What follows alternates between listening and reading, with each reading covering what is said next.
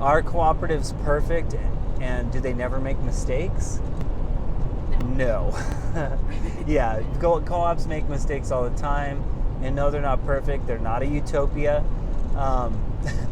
The goal is to provide the best possible experience we can have, but do we fall really sure that, yeah, we're winging it a lot of the time, just like any other workplace does.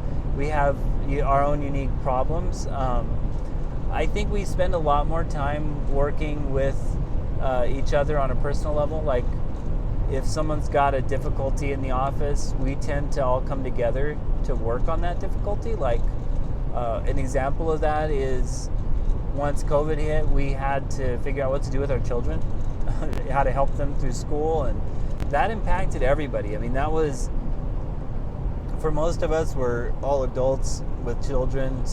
About half the staff has children, half the staff doesn't. So those are big issues. Even one of our members, she takes care of her grandchildren a lot.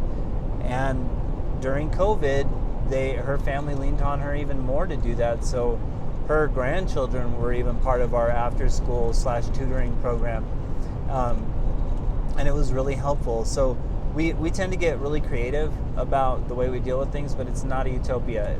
Anytime you create something new and you bring people together, you're going to have conflicts of personality, conflicts of what to do with money, conflicts on and disagreements on where to put things in a room. I mean, it's that simple and that complicated all at the same time. It's just that there's a reason we want to deal with that, and there's an importance level that's given to those types of things. I'll just give you an example. We all chose a base color to paint our new office, which was like an off-white color. But since we're a cooperative and everybody has a voice, one of the things that we thought about and we all agreed on was that, hey, if this is your main work area, we're going to let you pick the color that you're going to put on your wall. The base color in the whole office is the off-white, but several of our members picked a different wall color for the area that they'd be working adjacent to directly. So we've got one of our members has a red office, one of our members has a green office, and one of our members has a pink office, and the rest of the building's the off-white color. That might sound a little weird.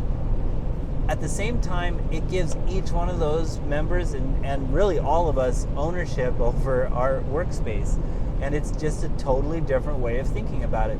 I've never worked in an office where that was even an option. I remember my bosses walking around and picking colors. I remember my bosses walking around deciding where they were going to put furniture, where they were going to put my desk and my computer.